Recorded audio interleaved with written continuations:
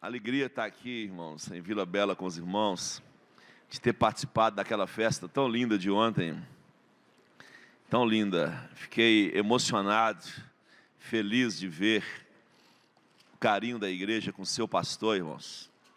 Os irmãos estão de parabéns. Aproveitando que os irmãos estão em pé, abra sua Bíblia em 1 Samuel, capítulo 22. Vamos meditar rapidamente em alguns versículos da Bíblia para falar do tema que eu propus estar compartilhando com os irmãos nessa manhã. 1 Samuel, capítulo 22, versículos 1 e 2, diz assim: 1 Samuel 22, 1 e 2. Então Davi se retirou dali e se escapou para a caverna de Adulão, e ouviram-no seus irmãos e toda a casa de seu pai, e desceram ali para estar com ele. E ajuntou-se a ele todo homem que se achava apertado, endividado e de espírito desgostoso, e ele se fez chefes deles, e eram com ele uns 400 homens. Ainda para compor o contexto desta palavra, eu quero ler com os irmãos, Eclesiastes capítulo 9, versículo 10. Eclesiastes capítulo 9, versículo 10.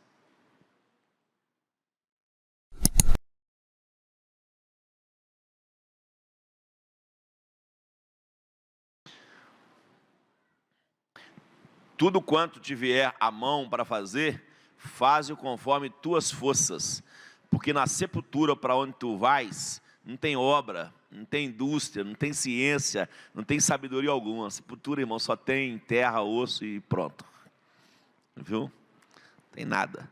E por último, não precisa abrir a Bíblia, Mateus 9, 35 e 38, que diz, Jesus disse: a seara é grande e poucos são os ceifeiros. Diga comigo: a seara é grande e poucos são os ceifeiros. Agora olha para o seu irmão do lado e pergunta assim: com todos nós aqui, fala com ele, pergunta, com todos nós, os ceifeiros ainda são poucos? Se assente, por favor, muito obrigado. Irmãos, quando Jesus fala que a seara era grande e poucos eram os ceifeiros, ele já havia multiplicado os 5 pães, os 2 peixinhos, já havia os 12 apóstolos, já havia os 70, já havia os 5.000 homens naquela reunião, que entre homens, mulheres e crianças, deve ter tido mais de 15.000 pessoas. Então, quando Jesus olha e fala assim: a seara é grande e poucos são os ceifeiros, eu calculo que ele já tinha, entre obreiros e cooperadores, uns 500. Como é que você tem 500 cooperadores e obreiros e fala que a seara é grande e poucos são os ceifeiros? Quando se fala isso, na verdade, está se falando, Jesus estava falando, irmãos, de excelência de obreiros. Obreiros que se pode contar. Obreiros que estão encaixados, cooperadores e cooperadoras, que estão encaixados dentro do perfil que a obra de Deus pede. Pessoas que tudo que lhe vem à mão, ele faz com o máximo das suas forças, com o máximo da sua capacidade, com o máximo do seu amor. O rei Davi, ele começa o seu ministério, e ele é ungido por Samuel para ser rei sobre Israel. E quando Davi é ungido para ser rei por Samuel, começa uma briga e uma disputa dentro de casa, porque ele tinha um irmão mais velho chamado Eliabe, um segundo irmão chamado Abinadab, um terceiro irmão chamado Samá, e ele era o 7º da casa. Ele era o mais novo, o mais jovem, era um adolescente ainda, que o serviço que lhe restava não era o serviço da guerra, não era o serviço da força, não era o serviço principal da casa.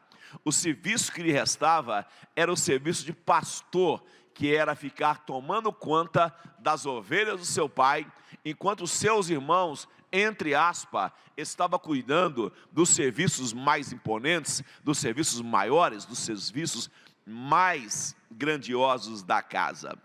E em meio a isso, quando Davi é destacado e ungido como rei, o que acontece entre os irmãos deles? Começam a tentar abafá-lo. Vocês já viram quando alguém começa a se destacar? Eu chego tranquilidade no congresso da minha igreja e pergunto para os jovens: quem aí está sonhando em me substituir?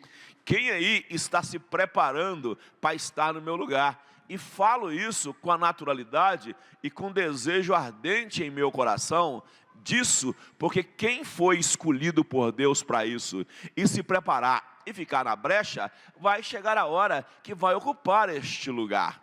As pessoas que vivem intranquilos com relação à sua posição, onde estão, ou de perder a sua posição em algum... Ontem eu e o pastor Edi conversávamos com isso, quando nos referimos a uma situação num campo do interior de Minas Gerais. Quando você foi escolhido por Deus e colocado por Deus em um lugar, ninguém jamais vai ocupar o seu lugar. Ah, pastor, mas eu sei de alguém que ocupou o lugar de alguém. É porque o alguém já não estava mais no lugar. Já era realmente a hora de Deus colocar outro no lugar dele. Quando você é escolhido por Deus, há um tempo, há uma preparação, há um horário, há uma chamada, há uma permissão de Deus em sua vida, irmãos. Há uma permissão de Deus em sua vida. E os irmãos de Davi ficaram furiosos quando Jessé chama Davi e fala com ele assim: estamos em guerra com os filisteus, vai levar, pega uma jumenta, pega buraco e vai levar queijo. Davi era meio mineiro, viu, irmãos? Jessé era meio mineiro. Pega queijo e vai levar queijo para os seus irmãos na frente de batalha. Diz a Bíblia que ele coloca uns 10 queijos dentro da buraca, da jumenta, e vai levar para os seus irmãos. Quando ele chega na frente de batalha, Golias está desafiando Israel e fala assim: escolhe um guerreiro para lutar contra nós. E não acha ninguém que pode lutar, porque todos tremiam de medo. Um obreiro medroso, um obreiro covarde, um obreiro que não tem coragem de ir à frente de batalha, um obreiro que não aceita desafio, um obreiro que não coloca a sua prova, a sua fé em desafio, um obreiro que não avança, um obreiro que não ganha alma, um obreiro que não constrói igreja, irmãos, um obreiro que não marca congresso, qualquer coisinha que tem, vamos desmarcar a festa. Isso dá um prejuízo, irmãos. Eu não desmarco festa por nada. Ah, pastor, não tem dinheiro, não, vai fazer assim mesmo. Ah, pastor, vai fazer assim mesmo. Toda vez que nós desmarcamos um trabalho na igreja, isso dá um prejuízo, Obreiro que passou 20, 30 anos na aula, 30 anos, quantos anos você tem na aula, irmão? 30 anos, quantas igrejas você já construiu? Não, vivi nossa congregação alugada a vida inteira. Pelo amor de Deus, irmãos, não tomou uma atitude, não tomou uma ação, não tomou uma postura, não tomou uma frente. Davi, quando ele chega na frente de batalha e está lá Golias desafiando Israel, está todo mundo tremendo, está lá Eliabe batendo o joelho, está lá Samar tremendo, está lá o outro tremendo. Aí chega o Davizinho e fala assim: quem é este incircunciso que ousa desafiar o Deus de Israel, o Senhor dos exércitos, o Deus da guerra, Jeová Sabaô? Ele já chega falando: quem é ele? Quem está pensando que ele é? Quem está achando que nós somos? Nós somos filhos do Deus vivo. Nós somos o povo de Deus, nós somos o exército de Deus, nós somos a nação de Deus, nós somos o povo escolhido. E aí, ele fala assim: olha, o que isso vai dar para quem, e também não era bobo também não, o que vai dar para quem for para a guerra e vencer o gigante, já que ninguém tem coragem? Ah, no mínimo vai casar com a filha do rei. Ele falou: opa, ó, cabecinha dele, ó, opa. Tem bênção, irmãos, tem bênção para quem tem coragem de ir para a guerra. Tem bênção para quem tem coragem de enfrentar o gigante. Para quem não tem coragem, vai ficar na história como quem não fez nada por muitos e muitos e muitos anos. Quem tem coragem de ir para a guerra, tem coragem de ir para a frente de batalha. Irmãos, aquele jumentinho que Jesus usou Passou 2000 anos, o jumentinho está famoso, está na história até hoje, e o mundo inteiro pregando sobre o jumentinho. Quando você lê a história de Orfa e a história de Ruth, Orfa voltou para o seu povo, Ruth vira para Noemi e fala assim: teu Deus é o meu Deus, teu povo é o meu povo. Irmãos, abra para mim aí, por favor, capítulo 2 de Orfa na Bíblia. Abra a sua Bíblia aí, capítulo 2 de Orfa. Vamos lá, irmãos, Orfa, capítulo 2, versículo 10, abra para mim aí. Não tem, irmão, mas Ruth tem. Ruth tem. Quem aceita o desafio de fazer a obra estará na história. Sabe o que mais? Ruth não apenas ficou com um livro registrado da história. Ruth casa com Boaz, que tem um filho, que gera Obed, que gera Jessé, que gera Davi, que gera Salomão e que gera Jesus. Ruth vira a mãe de Jesus. Quem tem a coragem de enfrentar a obra, de ir à frente dos desafios, irmãos, vai ficar na história. É obreiro de excelência, não é obreiro comum. Quando Jesus fala, a seara é grande e poucos são ceifeiros, poucos é. Quem é que Deus pode contar de verdade? Quem é que vai estar, quem é que não é pó de arroz? Quem é que é obreiro de verdade, que Deus pode usar, pronto para ir para frente de batalha, sem interesse pessoal, sem arrogância, com humildade, com interesse de coração? Quem é que ama a obra de Deus de verdade, que Deus pode usar nas mãos dele? Quando Davi fala assim, eu vou para frente, os irmãos dele que estavam lá tremendo, falam assim, olha lá o aparecido. Olha lá ele querendo aparecer, está querendo é se projetar.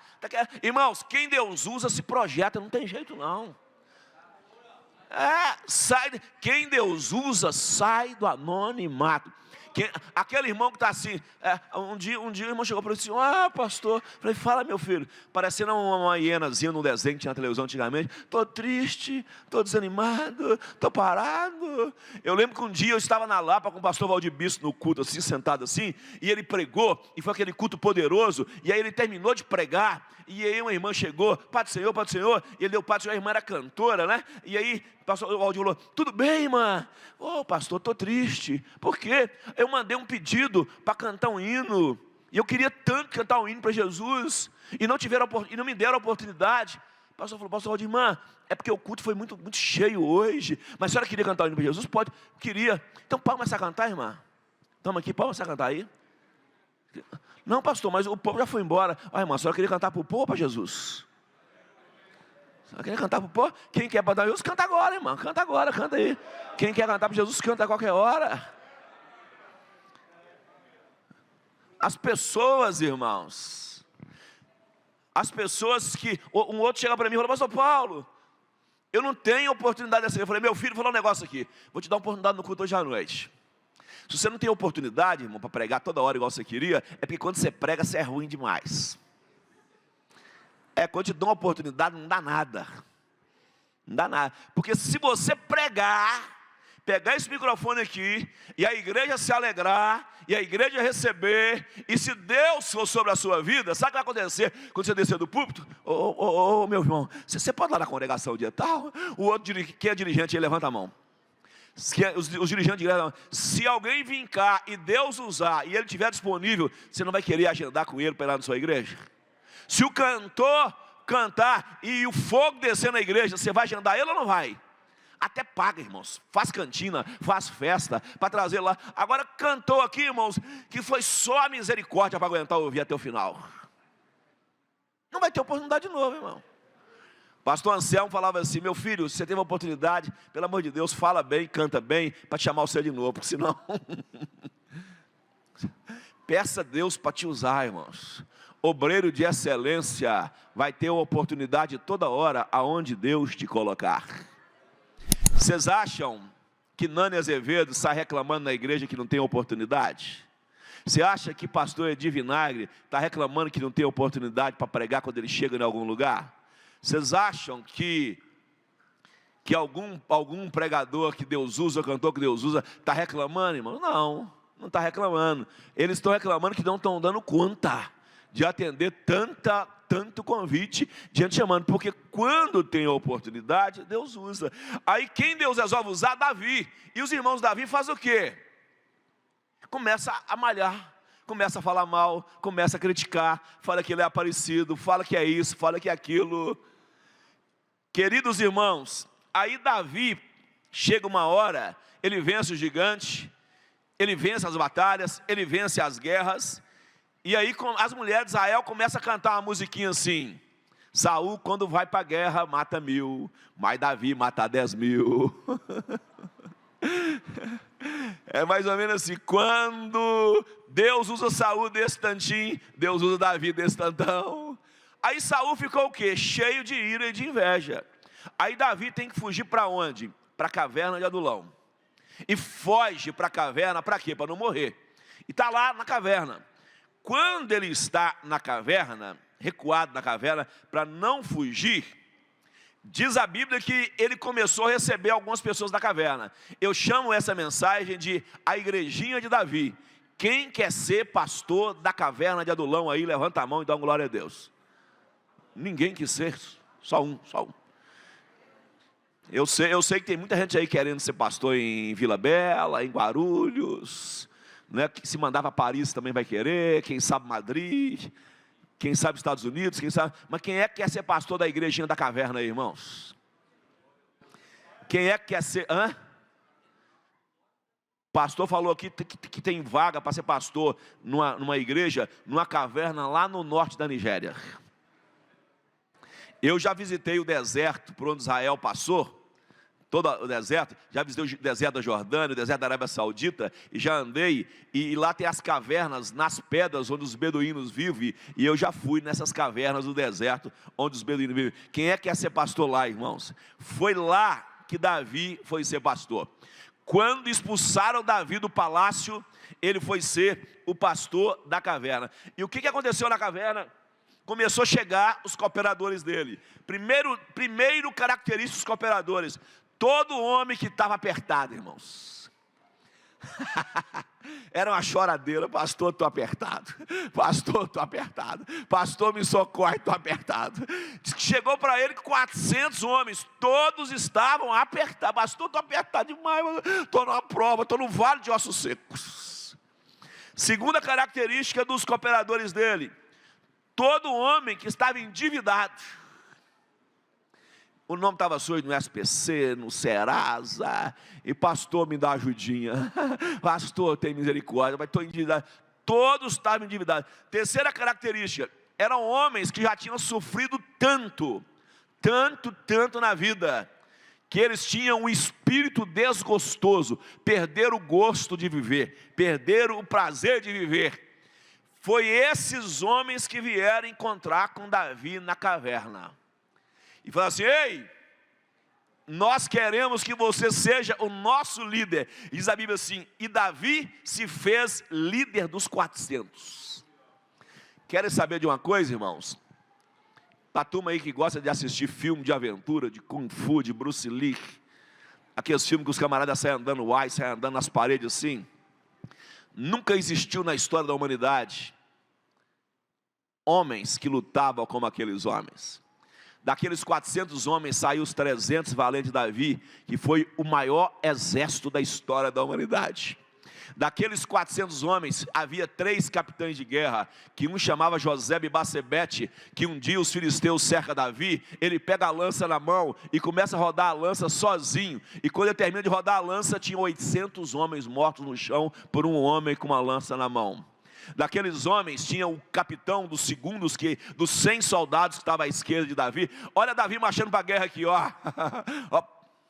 Quando Davi marcha, 100 soldados à esquerda, à direita no comando de José Bassebete, 100 à esquerda no comando de Eleazar. Os filisteus cercam Davi, e Eleazar pega a espada, e ele segura na espada com tanta força, e protege: meu rei, atrás aqui. E no final estava todo mundo morto da espada, que a mão dele enrijeceu os dedos, e ele não conseguia nem soltar a espada no final da luta, tanta força e empenho que ele colocava na frente de batalha. E atrás dele estava o principal, que não é um assunto para hoje, não daria tempo, estava Samar. Samar significa o desolado, que o pai era Agé, que significa o fugitivo de Deus, e que era da terra dos Araritas, que é a terra do cascalho e da pedra, onde nem braquiara nasce, nada nasce, é a terra da infertilidade. O filho da terra da infertilidade, que o pai fugia de Deus, que era o nome, o pai fugia de Deus. Quando o filho nasceu, falou assim: vai ser desolado. Por quê? Porque eu sou um fugitivo. Esse homem se tornou o chefe dos 100, que guardava as costas de Davi. Esses homens eram tão hábeis da guerra que eles treinavam jogar pedra e flecha. Não era no escudo, não. Treinavam jogar pedra e flecha mirando num fio de cabelo. Pegava lá uma irmã assembleando, o cabelo bem grande, ia lá, tirava um fio de cabelo dela e colocava lá assim, pendurado na árvore assim, e falava assim: olha, atira lá até acertar. Até acertar. Esses eram os desolados. Esses eram os endividados, esses eram os apertados, e Davi se fez rei sobre ele. Eu quero dizer que no palácio, Davi não achou homens como esses, mas na caverna, ele achou homens como esses. Os verdadeiros obreiros excelentes de Deus não são formados no palácio, são formados na caverna. A vida de Davi, ela é projetada no céu, e Deus o leva do palácio, tocador de harpa do palácio, para viver no fundo da caverna. E como é que é uma caverna, irmãos? Caverna não tem iluminação, caverna não tem cama macia, caverna não tem conforto, a caverna é fria, a caverna é dura, a caverna tem prova. Eu conheço a caverna de Adulão dos dias de hoje. A caverna tem prova, a caverna é dura. A caverna ficava na entrada do deserto de Negueb, perto de Engedi, num lugar, a caverna é solitária, a caverna parece que está sozinho. A caverna, irmãos, é lugar que as pessoas não vêm até você, porque tem outras opções, é porque era a única opção. Nós não tínhamos outra opção na vida, irmãos. A nossa única opção era nos tornar servos do Deus vivo, servo do Deus Altíssimo. Davi sai de tocador de harpa no palácio para a caverna, mas foi na caverna que ele escreveu o Salmo 23, foi na caverna que ele começou a cantar: o Senhor é meu pastor e nada me faltará, deitar-me faz em pastos verdejantes, guia-me mansamente às águas tranquilas. De herói nacional, ele foi para a caverna. De genro do rei, devia dormir naqueles travesseiros de pena de ganso, naqueles colchãozão macio, e de repente foi dormir em cima das pedras da caverna, e o travesseiro virou uma pedra pontuda no meio da caverna. De amigo e cunhado do príncipe para a caverna, do alto do palácio para o subterrâneo da caverna. A caverna, irmãos, para muitas pessoas é sepultura, mas para quem tem chamada de Deus é faculdade. Davi e Elias só se tornaram os homens de Deus que Deus queria depois que passaram pelo fundo da caverna. Agora olha que incrível, diz a Bíblia em 1 Samuel 22:1, na hora que ele desceu para a caverna, quem veio até ele antes dos 400? Seu pai, sua mãe e seus irmãos. Tem hora que você está no palácio, é uma brigaiada na família, mas na hora que desce para a caverna, irmãos, a família junta tudo. Tem hora que a caverna vem para juntar a família em prol da obra.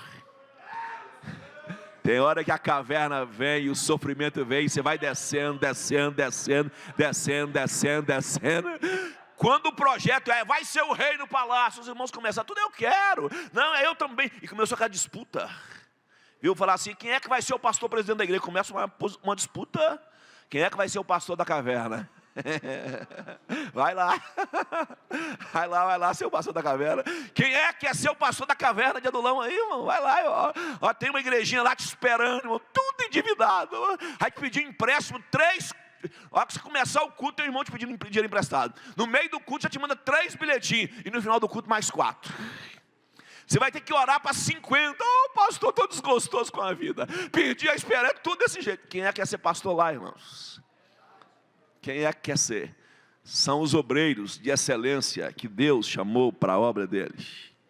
O meu pastor, eu era pastor da Pampulha. Para quem não conhece, Pampulha é o lugar mais bonito de Belo Horizonte. É lá que está o Mineirão, lá que está a igreja São Francisco de Assis, é lá que está. Eu estou lá na Pampulha, lá. Aí o pastor chega, o presidente chega para mim, nosso presidente da convenção estadual chega para mim e fala assim: Pastor Paulo, seu tempo na Pampulha acabou ou continua? Fiz igual o pastor Edi, olhei assim para o lado e falei assim: quem tem que saber disso é o senhor, não é eu não. O senhor que é meu pastor? O senhor que é meu pastor? Se eu falar que o tempo continua e eu errar, a culpa é minha. Se eu falar que meu tempo permanece e eu errar, a culpa é minha. Mas se o senhor mexer comigo e me mudar e der errado, a culpa é sua. O senhor errou. Então, eu não sei se meu tempo continua e nem sei que meu tempo acabou. Enquanto me deixar aqui, eu estou aqui. A hora que falar vai, eu vou. Ele falou assim: e se escolher 3 campos muito interessantes, para você escolher um, qual você prefere? Não fale. Eu não quero a opção, porque se eu escolher e der errado, a culpa foi minha. Se o senhor disser que Deus mostrou para o senhor que é esse lugar e der errado, a culpa foi sua. A culpa não foi eu que errei, eu só obedeci. O senhor pode marcar que dia que eu tenho que ir, para onde eu tenho que ir, e se quiser, não precisa nem ir lá me dar posse, né? Eu chego lá e falo assim: irmãos, agora aqui é eu. Pastor mandou, agora aqui é eu, estou tomando posse, em nome de Jesus, e estou pronto para fazer a obra, aonde quer que seja. E eu tinha acabado de inaugurar a igreja mais bonita de Belo Horizonte. E alguém falou assim: ah, é uma covardia tirar ele lá, ele tem que desfrutar um pouquinho. Irmão, esse negócio de desfrutar é de obreiro do palácio, irmãos. Ah, ele tem que aproveitar um pouquinho, olha o tanto que ele desgastou. Isso é coisa de obreiro do palácio, irmãos. Obreiro da caverna não tem isso não. Obreiro de excelência, obreiro de excelência não tem isso não. Isso é coisa de obreiro do palácio. Eu estou pronto para ir para onde Deus me mandar agora, irmãos. Não importa. Alguém às vezes me liga assim: eu trabalho muito secularmente, mas muito, mais que vocês imaginam. E sou pastor do campo. E eu nunca chego atrasado num culto, irmãos. Nunca. 500 cultos, eu não chego atrasado num culto. Eu me programo, eu chego cedo. Ah, pastor Paulo, mas hoje você tem que ir em Goiás, você tem que ir no Mato Grosso. Vou. Tem dia que eu pego um teco-teco, daqueles mata 4, cai, não cai, cai, não cai, cai, não cai. Eu pego ele do lado da minha casa, lá na Pampulha, saio, tomo café em Goiânia, almoço em Mato Grosso, vou no Pantanal à tarde e chego no culto antes dos meus obreiros lá. E esse chegou lá, eu estou de joelho lá orando há muito tempo. Obreiro formado na caverna, irmãos, que foi chamado por Deus para cuidar da obra de Deus com excelência, é diferente. Vou te dar uma revelação de Deus. Deus pode usar a caverna para fazer os seus parentes descer ao seu encontro. Vou te dar outra revelação de Deus. Quem está com problema aí precisando de uma solução de Deus, levanta a mão. Não é possível que você não tem. Quem está precisando de uma solução num problema grave aí, levanta a mão. Que Deus vou profetizar na sua vida aqui. Vou profetizar na vida de quem precisa de um milagre aqui hoje. Levanta a mão aí. Se você está com um problema grande, precisando de uma solução, e é obreiro de excelência, é o ministro da sua vida, que Deus vai mandar na sua vida 400 com mais problema do que você, para você cuidar desses.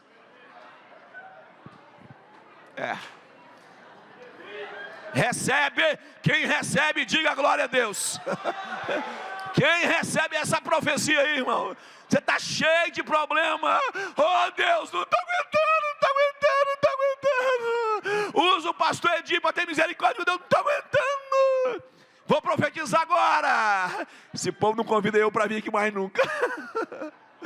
Vou profetizar agora. Deus vai mandar 400 para ficar do seu lado, pior do que eu sei, para você cuidar. Essa é a chamada de obreiro. Foi por isso que Jesus falou: a seara é grande, poucos são ceifeiros. Ele precisa de você.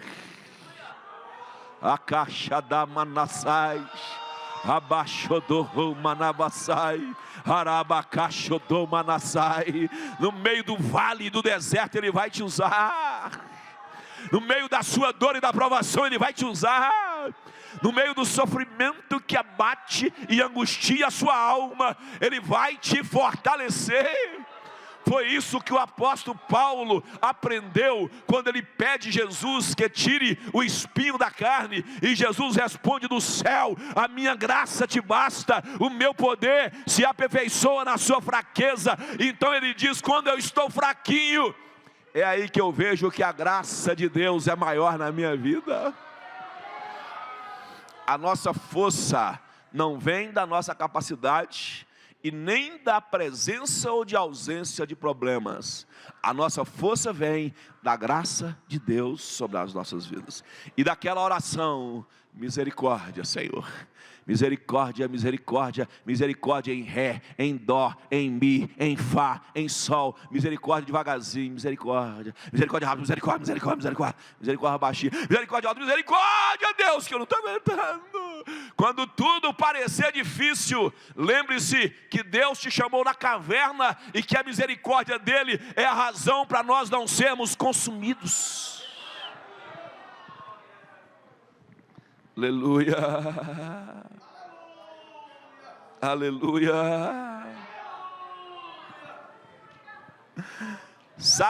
Sabe quando Davi estava no palácio, ele era chamado de intrometido, metido, vaidoso. Quando ele foi para a caverna, os homens olharam para ele e falavam assim: esse é meu líder. Davi foi chamado de líder pela primeira vez na caverna, irmão. Quem quer ser líder na obra aí? Quem quer ser consagrado? Quem quer ser consagrado e quer ser líder? Eu quero ser consagrado e quero ser líder. Mas os grandes líderes são chamados de líder na caverna. Quando testemunhamos de tudo que passamos, pastor Edir, testemunhamos para crescimento da obra, mas entendemos que só chegamos onde chegamos porque passamos pela caverna. Senão seria um bando de fracote. Seria um bando de fracote. Pastor Anselmo falava assim: o boi só fica boi bom quando engrossa o couro. Então umas cacetadas, umas ferroadas de vez em quando, irmão, ajuda a engrossar o couro. Viu? Ajuda. É na caverna que Deus nos prepara. Na caverna, irmãos, é que surge a inspiração. É lá que Deus te dá o dom do Espírito Santo. É na caverna que você recebe inspiração. O Salmo 142 saiu na caverna. O Salmo 57 na caverna. O Salmo 23 na caverna. A caverna de Adulão ensinou para Davi que tem um tempo estabelecido por Deus em nossas vidas. E existe uma prova estabelecida por Deus em nossas vidas. Aquela prova que você está passando, que você está achando que está difícil, faz parte do processo da caverna. Aquela luta faz parte do processo da caverna. Toda grande luta e grande prova, quando ela é vencida com honra, com espírito cristão, ela é vencida com nobreza, com humildade, com obediência. Ó pastor, eu tô no vale de ossos secos, mas te amo, você é meu pastor, e eu sou fiel, eu sou obediente. Aconteça o que aconteça, eu estou com o Senhor, pastor. Eu estou aqui, o Senhor pode contar comigo. Pastor, estou numa prova que só Jesus, mas estou aqui endividado, apertado, com a vida cheia de dificuldade, com dores, doente, mas eu estou aqui. Eu estou aqui. A caverna ensina que há um tempo de Deus na sua vida. Olha algumas coisas. Davi entrou na caverna sem pai. Você que está reclamando de alguma coisa aí. Sem pai, sem mãe, sem irmãos, sem amigo, sem soldados, sem esperança. Está reclamando de alguma coisa? Quer mais? Ou você já parou de reclamar aí? Já pediu perdão? Sem experiência, sem força, sem convicção, sem alento, sem ânimo, sem glória, sem alegria, sem honra, sem sorriso, sem alimento, sem comida, sem harpa, sem música, sem adoração, sem água para beber, sem cama, sem cobertor, sem bens, sem dinheiro, sem amor, sem proteção, sem carinho, sem consolo, e saiu da caverna o maior líder da história de Israel. Eu vou profetizar na sua vida. Levanta a mão aberta para o céu assim. Quando tudo parecer que está perdido, quando parecer que perdeu tudo e que não mais é esperança, o projeto de Deus está começando na sua vida. A resposta de Deus está chegando na sua vida. Aleluia. Aleluia. É por isso que a Bíblia diz que tudo que vier na tua mão, faz com excelência, irmãos. Excelência. Existem obreiros excelentes, cooperadores excelentes e cooperadores comuns. Ontem eu amei a hora que eu vi, o culto inteiro, mas me permito destacar duas coisas do culto de ontem. O pastor ficou olhando tudo. A hora que a juventude cantou, irmãos, foi muito lindo. Foi uma adoração tão espontânea, tão linda, que a igreja não aguentou. Tem os cantores de hoje que tem uma mania de chegar assim: vou cantar o hino, fica em pé, igreja. Aí vem outro: vou cantar o hino, fica em pé, igreja. Aqui acho que não tem isso não, né? Mas lá no Barreiro eu tenho que cortar isso aí. Fica em pé, igreja, toda hora. Irmãos, quando o louvor é de excelência, o cantor não precisa mandar a igreja ficar em pé não, a igreja fica em pé sozinha. Você não aguenta ficar sentado não. Você automaticamente levanta e começa a adorar. Outra coisa me chamou a atenção, a hora que o coral foi cantar, que vieram aqui na frente assim, me chamou a atenção, irmãos. Eu olhava para o rosto da regente do coral, da líder do coral que estava regendo o hino.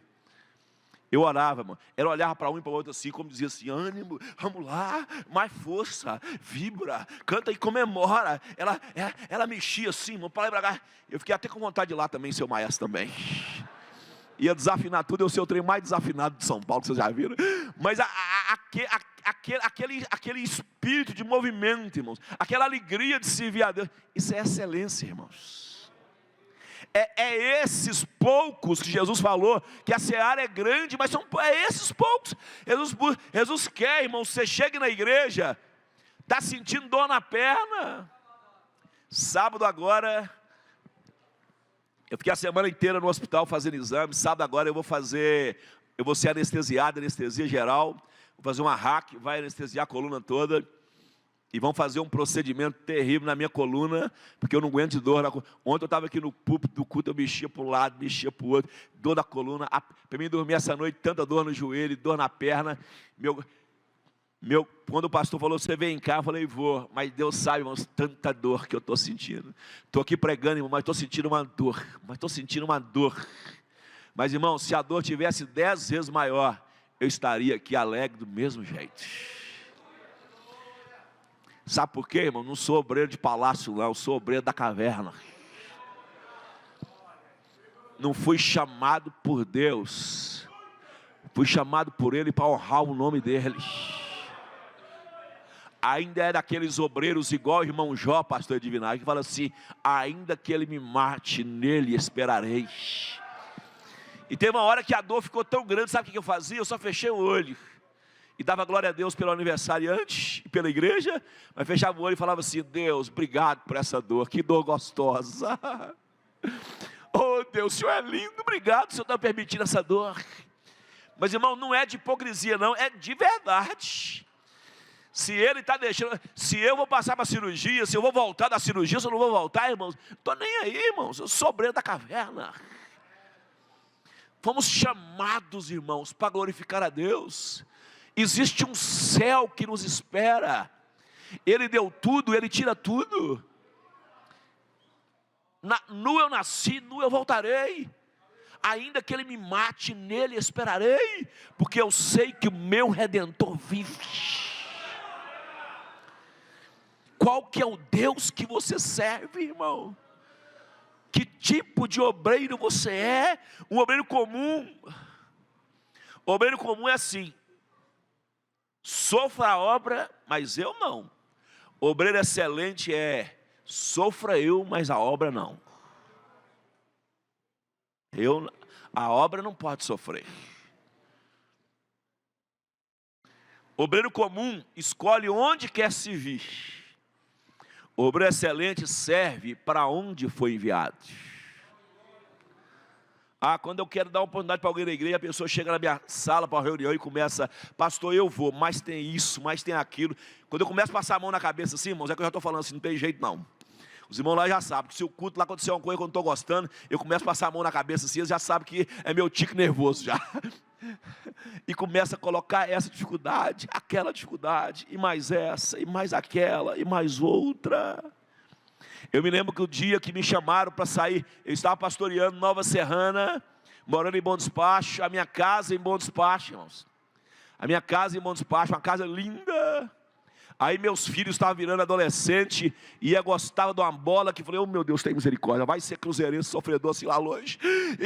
E gostava de uma bola, e eu falei: meu Deus, esses meninos não podem ficar gostando de bola de jeito não, e querem jogar bola na rua, e os filhos do pastor. Eu fui lá e comprei um terreno do lado da nossa casa, murei, e fiz uma quadra coberta, iluminada, só para isso. Só para, joga aqui dentro do quintal, na rua não, só para isso. Quando eu inaugurei a quadra, eu falei assim: é isso que é meu pai. Pastor José Isidoro, que era o homem da convenção da época, me chama e fala assim: você tem 15 dias para chegar em Belo Horizonte e ser pastor de Santa Mônica. Eu tinha quase 300 vacas da fazenda, lá em Bom Despacho. Minha casa da cidade da fazenda, 4 quilômetros. Tinha a casa própria, casão, com quadra do lado e tudo mais. A minha esposa dá aula na faculdade da cidade lá, de medicina veterinária e agronomia. Ela andava 3 quilômetros para chegar até na faculdade, para dar aula. 3 quilômetros. Da faculdade, na minha roça, 1.500 metros da fazenda. Dá para ir a pé. Tudo facinho, aquela vida. E da indústria, que é a fábrica de Martinho Campos, 30 minutos de carro, 25 minutos de carro. Tudo assim pertinho ali, facinho. Aí de repente, olha, você vai ser pastor em Belo Horizonte. Vende o gado. A empresa, minha empresa tinha a Futura e a Nutrovete. Eram 2 empresas juntas. Eu tinha que fazer um acordo com o Isnei e fechar a Nutrovete. A Nutrovete naquela época faturava 450 mil mês, há tantos anos atrás. Mais de 10 anos atrás, faturava 400 mil. Fechei a empresa em 15 dias, vendi 300 e tantas vacas, aluguei os pastos, fechei a minha casa, fomos em Belo Horizonte, alugamos uma casa velha, que era o que a igreja dava conta de alugar, você foi lá, sem reclamar, alugamos uma casa. Pastor Edith esteve lá tomando café nessa casa. Fomos morar nessa casa que não era nem 1/3 da nossa casa, sem nunca reclamar. Os meus filhos sem reclamar. Tirei os meninos da escola, mudamos para a cidade de Belo Horizonte, arrumamos escola para todo mundo. E 3 dias antes do dia que o pastor falou, eu estava lá para assumir a igreja. E o pior, irmãos, com tudo que eu deixei para lá, para trás, o meu salário de pastor regional, pastor setorial, era um setor pequenininho.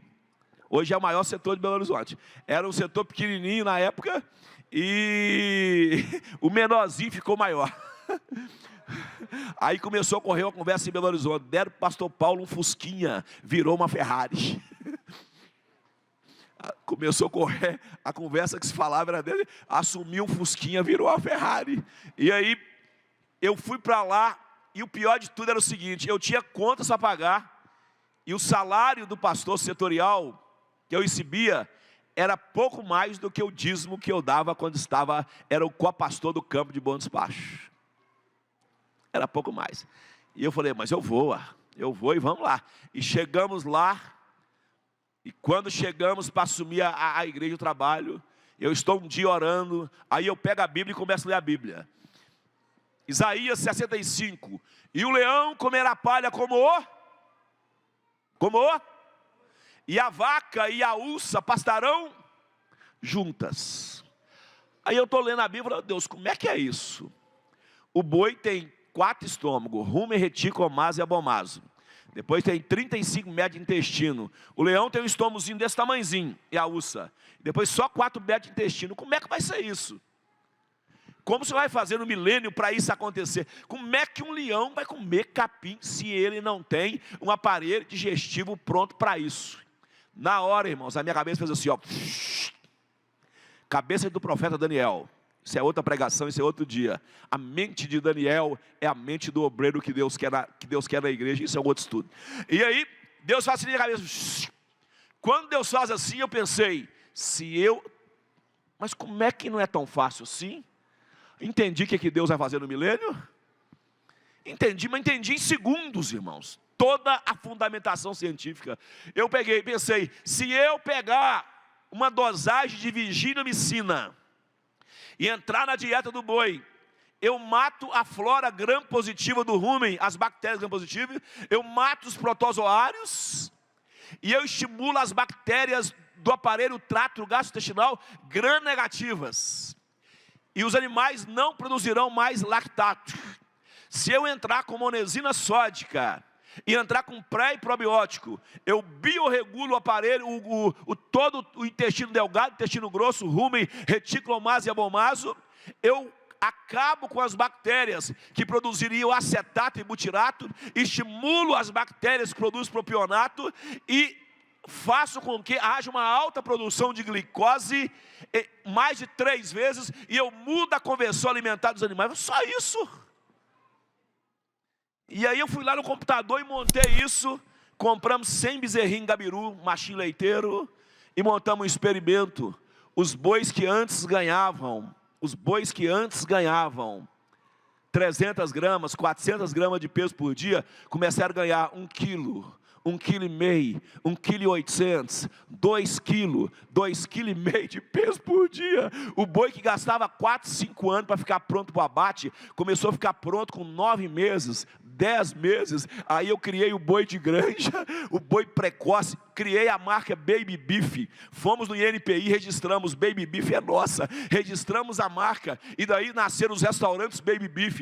E aí convencionalizou que o contrafilé, que é o longíssimos doce, entre a 12ª e 13ª costela, tem tanto por cento de marmoreio, que é o Beef Baby Beef, que seria consumido no mundo. Registramos, criamos, patenteamos, e começamos a produzir a ração e vender, e ninguém no mundo, nem americano, nem israelita, nem inglês, nem francês, conseguia fazer o que nós conseguimos fazer. Aí a empresa que era desse tamanhozinho, começamos a empresa com Uno velho, 2 portas, aquele pé de boi, pintura fosca. Em pouco tempo, nós tínhamos 2 aviões particular, um helicóptero e o comandante por nossa conta, para carregar a gente para todo lugar, e o nome de Jesus sendo glorificado.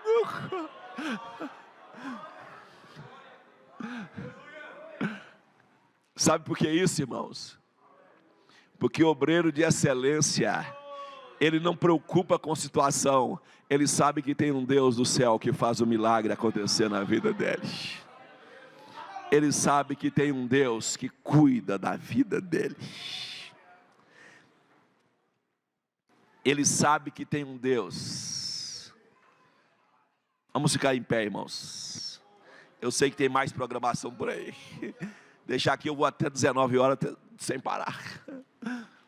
Vamos ficar em pé, irmãos. Obreiro de excelência, ele foi feito na caverna. Ele dá a vida dele pela obra de Deus. Os 70, 80 anos que nós vamos viver aqui é uma gota d'água comparado com a eternidade que Deus preparou para nós. Aleluia. Aleluia. Aleluia. Aleluia. Muita gente prega Jó 25, 19, 25, quando ele fala assim: eu sei que meu Redentor vive, e um dia ele me levantará do corpo dessa morte. Mas ninguém lê os versículos 13 em diante, que ele fala assim: meus filhos morreram, meus empregados que serviam à mesa se afastaram de mim, os meus amigos mais íntimos que comiam do pão da minha mesa zombam de mim. Ele fala: e eu deitei no monte de cinza, e jogava a cinza na ferida podre do meu corpo, e pegava um caco de telha e rapava as partes que iam necrosando. Ele fala: o meu hálito se tornou fedido, e a minha esposa dizia: abandona o teu Deus e morra. E ele dizia: a única carne que me sobrou no corpo, põe a mão dentro da boca assim, não pode não, mas põe a mão assim em cima da gengiva assim, por fora. Ele fala assim: a única carne que me sobrou foi a carne da gengiva, era pele e osso. E ele fala assim: mas eu queria ter um livro de pedra, com pena, com tinta de chumbo, e com pena de ferro, para deixar escrito e registrado para sempre, que eu sei que o meu Redentor vive. Eu sei que o meu Redentor vive. Há um Deus que cuida da sua vida. Há um Deus que cuida da minha vida. A minha vida está nas mãos do Senhor, irmãos. Akai Shodou Banassai. A minha esposa está nas mãos do Senhor. Os meus filhinhos estão nas mãos do Senhor. A sua família, quem cuida de nós é Deus. E ser chamado para estar na caverna, ter a oportunidade de cuidar de desgostosos, de cuidar de endividados e apertados e pessoas sofrendo, é uma honra que Deus colocou nas suas mãos. Um dia eu estava na sala pastoral da igreja, cansado de tanto irmão vir me procurar, tanto irmão. Quando eu comecei a reclamar, falei: Deus, os irmãos não me dão folga, eu estou cansado. O Espírito de Deus falou assim comigo: eu estou te mandando eles aí, porque eu confiei eles a você. Porque te vi um obreiro excelente. Eu estou confiando a missão do meu filho a você. Levante as suas mãos para o céu e adore a Deus comigo. Akai Shodou Manassai, Handai Bavá Shodai, Harai Bassou Decai. Obrigado, Deus, pela honra de fazer a tua obra. Obrigado, Deus, pela honra da chamada. Obrigado porque o Senhor cuida de nós. Obrigado porque o Senhor ainda dá revelação do céu para a igreja. Obrigado por esse ministério, Deus. Obrigado, Deus, por essa igreja lavada e remida com teu sangue. Akai Navachou Banacassai. Leva, Deus, os teus filhos para a caverna. O Bacai Navassou da Macassai. E formata, Deus, no fogo. No fogo, Deus. Os obreiros que tu precisa para a tua santa obra. Eu estendo, Deus, com toda a humildade do céu, as minhas mãos sobre eles. E profetizo bênção sobre a vida deles. Unção, graça. Toma cada um, Pai, em tuas mãos. E ajuda-os, Deus, nessa santa obra. Capacita para que sejamos obreiros de excelência. E tudo que nos vier à mão, Senhor, tudo, façamos enquanto podemos fazer. Eu abençoo, Deus, a vida deles, debaixo da tua autoridade, em o nome de Jesus. Deus abençoe a sua vida. Muito obrigado, pastor.